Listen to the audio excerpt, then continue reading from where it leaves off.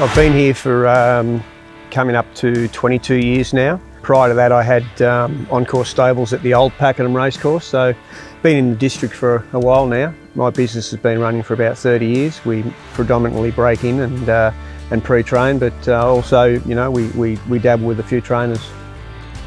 It's a great environment for the horses. My horses that I train, I like them to get out in the paddock during the day, so they're not in boxes 24/7. We've got a nice 1200 metre all-weather track here. I do a lot of barrier work too with horses that have issues in barriers. It's a good environment for the horses and for the people that work here, you know. It's a good farm environment. I get a feel of horses when they're young, and if I really want to train them, I'll really try to get them. I only want to be training horses that I can go to the races and win races with, because my time is valuable, and I need to be at home a lot, especially with the amount of fix-up problem barrier horses that I have now. I spend a lot of time doing that, and I enjoy that work. It's really good work, rewarding work. So yeah, I think we do a pretty good job considering the numbers that we take to the track. Shirshov a length and a half in front, getting tired near the line, but won. Well, you know what, I thought he could nearly win that race, but I wasn't even looking at the time. But then when I saw the clock, and I thought, gee, you know, he's not far off the track record here. 54.64. That is a very tidy time indeed to kick off the 9.55 season, and that is slick.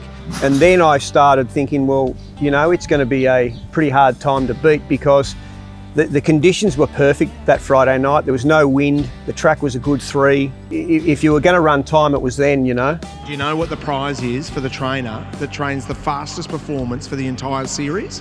Is it $50,000? $5,000. You sit down on a Friday night, and when the heats are on, and you think, God, you know, like it's like having 55 grand sitting right next to you, and you know, it can just go in the fire, or you can keep it for another week.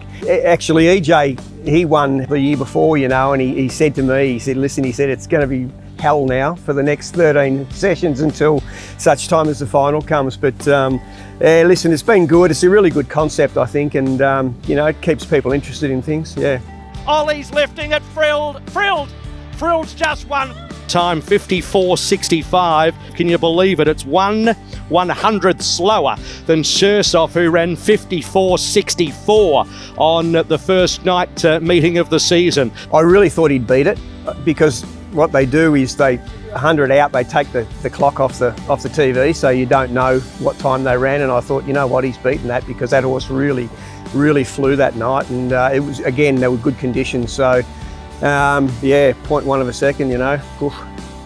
He's got really good gate speed. His first 100, 150 sets him up in a race, so probably thought he just gave EJ's horse a little bit too much of a head start last Friday. Probably got a length in front of me, and he beat me a length, so I just couldn't peg him back, you know. So if we draw a nice gate, he'll definitely be going forward, but where we sit, I don't know, because there's a fair bit of speed on Friday night. If he gets beaten on Friday night and the time gets beaten, well, then so be it, you know. We hung in there for 14 weeks, but it'd be lovely to be able to take that out and take the race out on a Friday night. But it's going to be a really competitive race Friday night. You know, 55 grand's a really good kick along. You know, it is. It's good money. It's like winning a Group 1 race, really, with your 10%. You know, as all trainers know, the backbone of the people that work behind you, and you know, my staff are probably the best staff that I've ever had at the moment, and you know, they work hours, they work long hours, and it'd be great to reward them with a part of that money, you know.